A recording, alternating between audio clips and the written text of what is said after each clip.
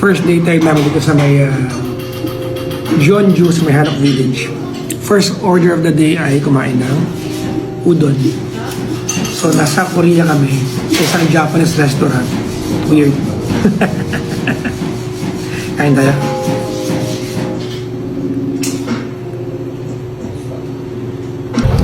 So naka-costume tayo ngayon ng pang K-pop.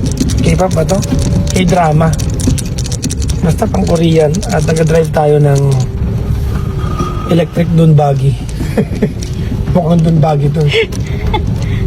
Ayan. So dito tayo ngayon sa Hanok Village. Yung Hanok parang traditional houses ng mga Korean noong unang panahon. Na minintay nila at naging mga homestay na lang, mga mini hotel dito. So, okay naman.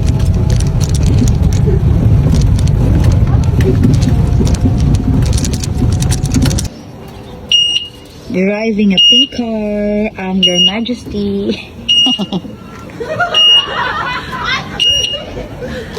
Game? Kung anong oras yung eksena niya, oh. Para isama ko sa reels ko. Ayaw mo kasama eh. Di ba? Oh, nagagawa, oh. Hala. Sige. Okay, okay na? Ikaw naman kukunan ko. Hindi na. Nasasaktan? Hindi. Alam ko na yan. Alam ko na yan. Hindi nga. Sige na. Hindi na. 1, 2, 3. Ang pangit ng mga ano mo. Dapat talagang takbo.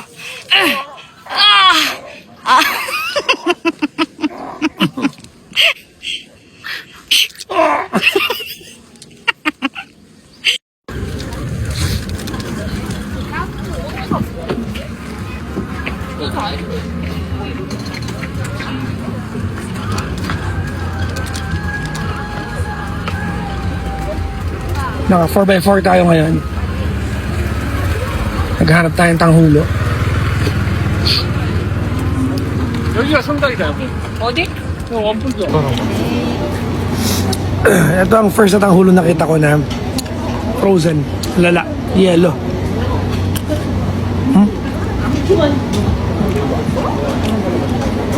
Ano mo na ano?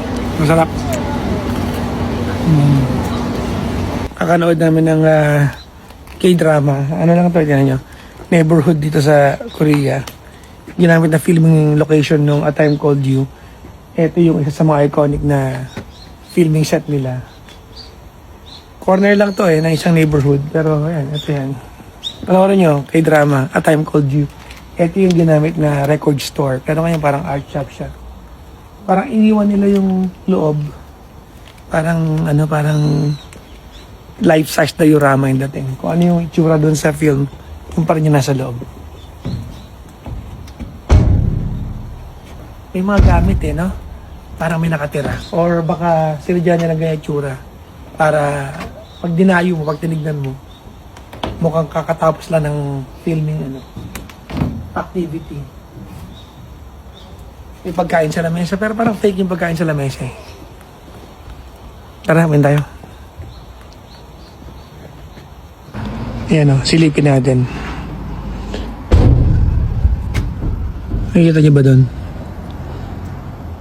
May pagkain eh. Pero parang wala namang tao. Diba?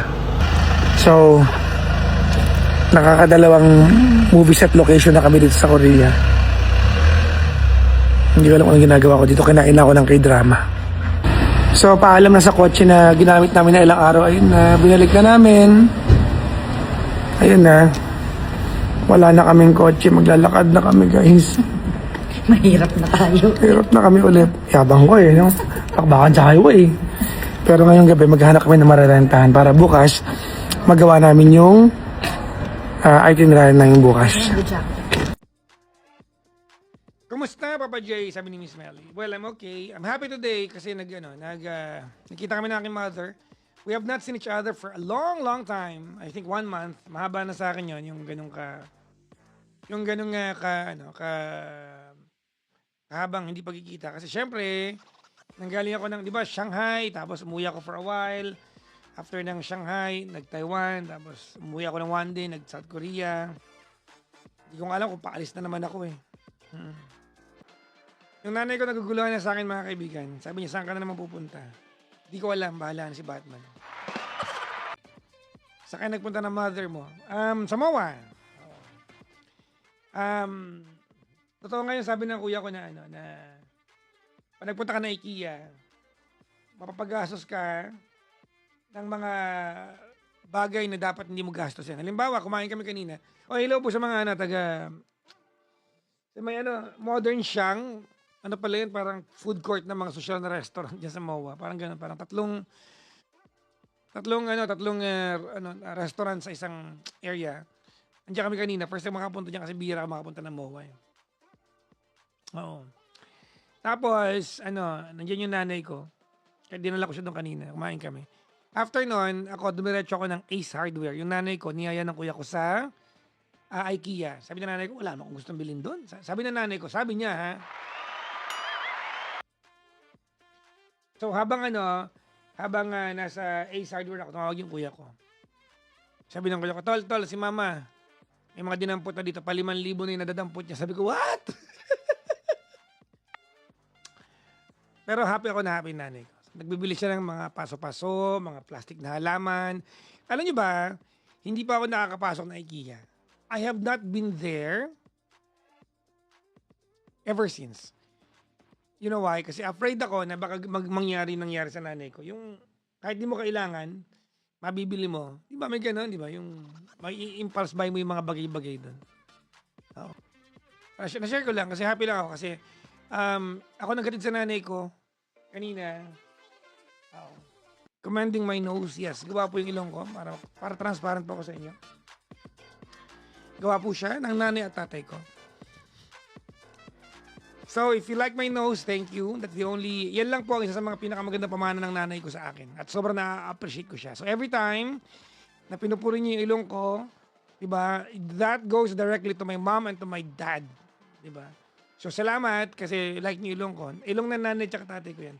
Paano ba gagawin sa taong di niya kaya iparamdam na mahal ka pero puro salita lang? Baka hindi ka mahal. Diba? Baka ano mo lang yan. Baka charing mo lang yan. Baka hindi ka mahal. No? Paano ka rin na-absorb yung mga ganitong kwento? Well, I'm lucky. People choose me to listen to stories. When you ask advice from me, I don't intend to completely solve your problem. I just intend to be a friend to you. And being a friend to someone shouldn't be a burden to anybody. Mga kaibigan, it's almost 5 in the morning. 3 callers lang po tayo. Nakatatlo na po tayo. Tama na po yan, no? This might be the last night, mga kaibigan, that I'm going to have the same look dito sa live natin. Same pa rin yung background natin. Pero mamaya kasi, may mga karpintero kung darating, electrician, papailawan ko lang na maayos yung ating mini studio dito. Para permanent na po siya. So medyo baka mas maliwanag ang magiging live natin tonight. Alright? Baka mas magiging mas maliwanag